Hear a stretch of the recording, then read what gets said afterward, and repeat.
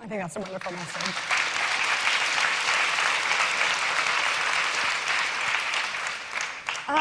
And you actually are a very classically trained pianist, jazz musician, and one of our video questions from Leopard Scar 20 actually is about your...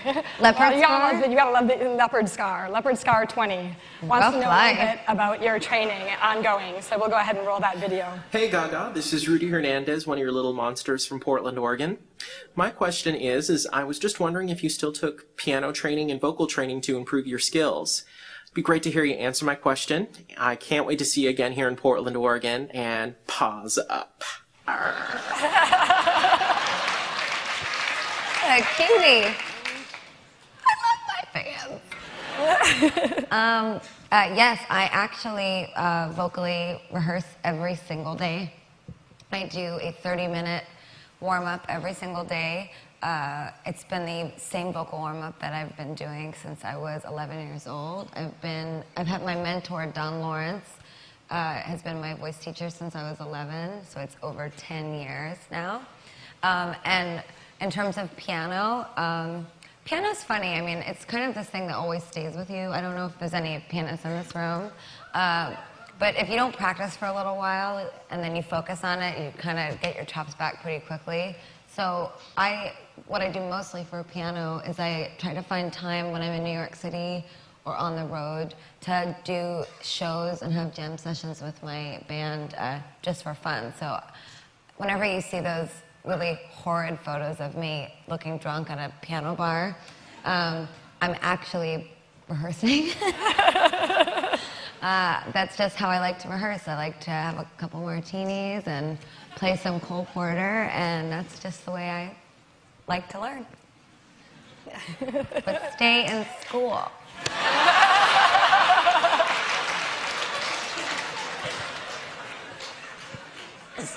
So changing gears a little bit, I actually have a confession to make. So we'll pull a picture up here. I was you for Halloween in 2009. You were? I want to see it. Which me? And you can see it here. So, fabulous. On my hat. Look at you. So, I guess transitioning to your style has inspired so many people. Now, what is it about? Is it because it's a blonde in New York? Blonde, and I have stars on my face and the long eyelashes. Oh, I see. I'm sorry, I don't There's know. poker chips on my hat and from Poker Face. So, okay.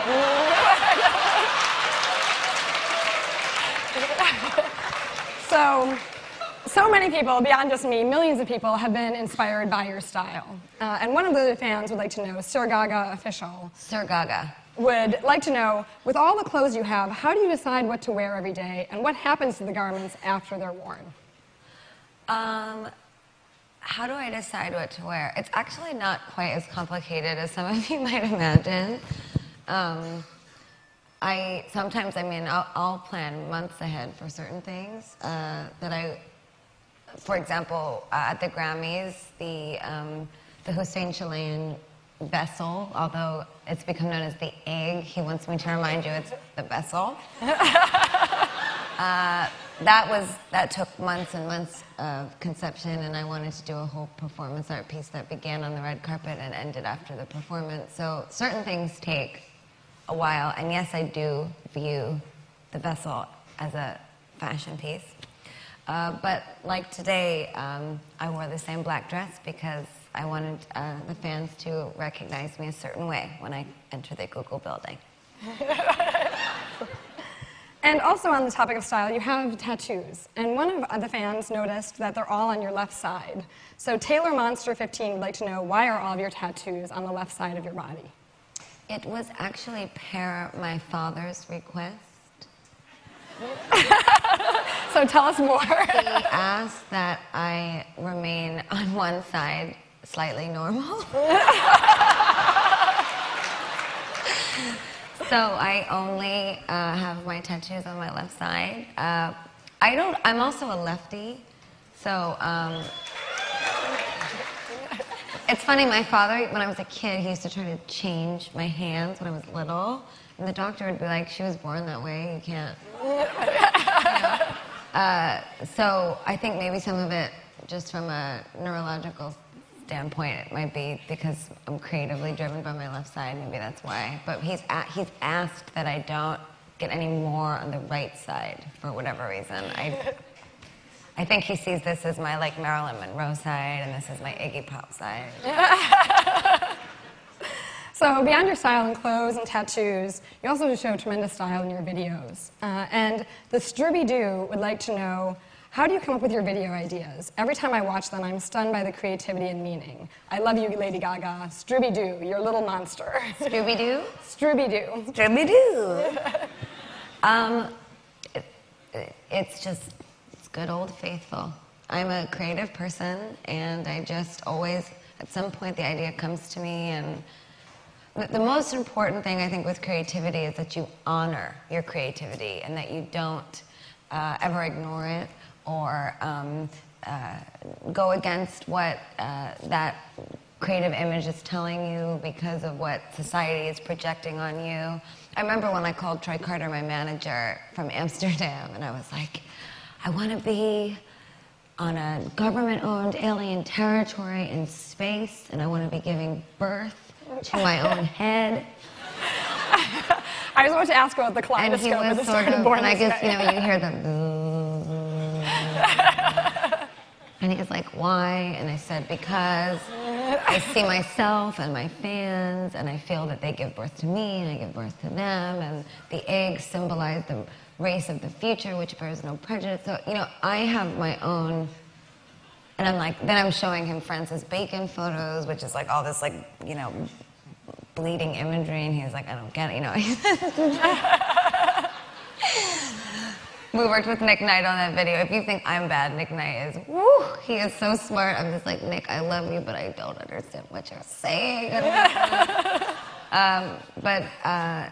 I just really always, like just the other night, last night actually, I was laying in bed and I had this idea for an outfit, and I just made myself get up and I sketched it real fast and then I went back to sleep. I think it's when you say, oh, I'm too tired, let me just go to bed. That's when the creativity stops coming. It's when you know, if God calls you, pick up the damn phone. Hello?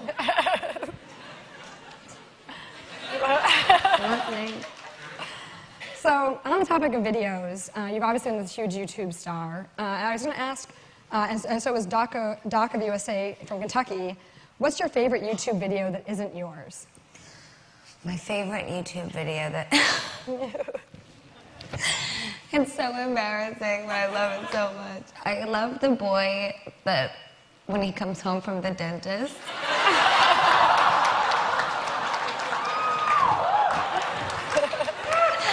I can't, because I always say, whenever I'm really tired before I do the show, I always go, is this real life? Because I'll have been up for like 30 hours straight doing interviews, and then I'll hear the, you know, and the show starts, and I just go, is this real life? And everybody goes, it is. You have to go on stage. I love that video. That poor boy. There's also so many fan remixes and remakes of your songs on YouTube. I was wondering if you have a favorite there. I know there's Maria, the young girl, who I think really embodies a lot of what is interesting about technology. Maria is just so special, and you know, she's like 10. She's 10 years old, but even 10-year-olds today know how to work a webcam and upload a YouTube video. You know, and I think that is why this. For myself, my campaign and with my album has been so successful is because I, too, am a child of the .com era. You know, my father ran an internet company when I was really young, so I was listening to lots of technology talk jargon over the dinner table, not understanding until much later what it all meant. But she's beautiful. She's very young, and she has a voice in the world, and she latched on to a song that was very risky for me to put out so soon, in my career, but if I could just touch maybe 10-year-olds in the world in every single continent, maybe I could make a difference. Do we have the Maria video? I think it would be good for people to see it. I think we might have it queued.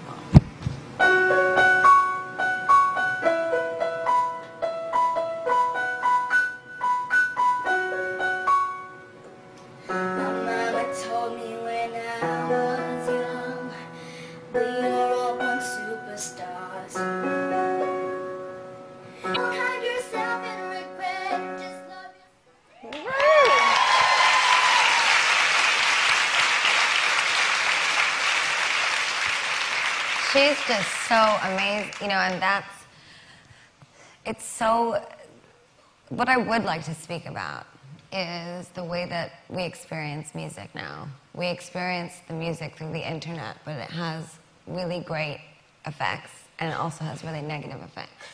The great effect is Maria. The negative effect is you sort of quite mathematically input your songs and your soul into a computer, and out spits out charts.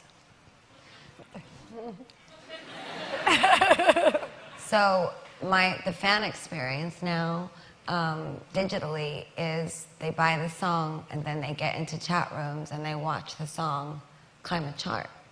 But somebody like Maria has no pretension. She's wildly innocent and beautiful, and she only cares about the music and the lyrics. So what I'm working on doing now is creating a fan experience with the release of Born This Way that takes them a bit away from the computer in terms of the actual purchase of the song. I want to encourage the fans to experience the music and the lyrics removed of that sort of behind the computer banter. When I was a kid, I was standing outside of HMV praying that I saw Billy Joe's fingernail in the window, wanted to get my Green Day CD signed. I was hoping that I would see Tom York when Radiohead came in. You know, that is what I want to recreate for my fans. We've done it with the Monster Ball, and now I want to do it with album retail. And you've also shown a lot of things from behind the scenes. So you had Gaga Vision on YouTube, and Gaga Info from Twitter would like to know, please, could you bring back Gaga Vision? We miss it so much. P.S. We love you, and we're so proud. I love Gaga Vision. That was they were these little films that I was doing back when I first began touring, but I actually just got so busy that it was really difficult to have a camera in my face. You will never see me do reality television. It will never. Don't even ask. It will never happen. It will never happen. It's just, I'm not that kind of person. My whole life is a performance piece, so I don't need to have my picture taken to feel that I'm in a moment of art.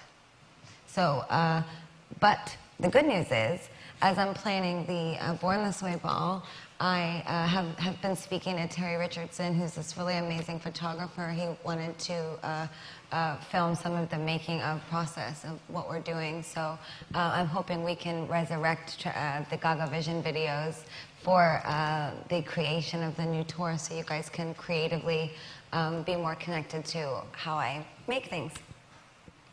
That'd be great.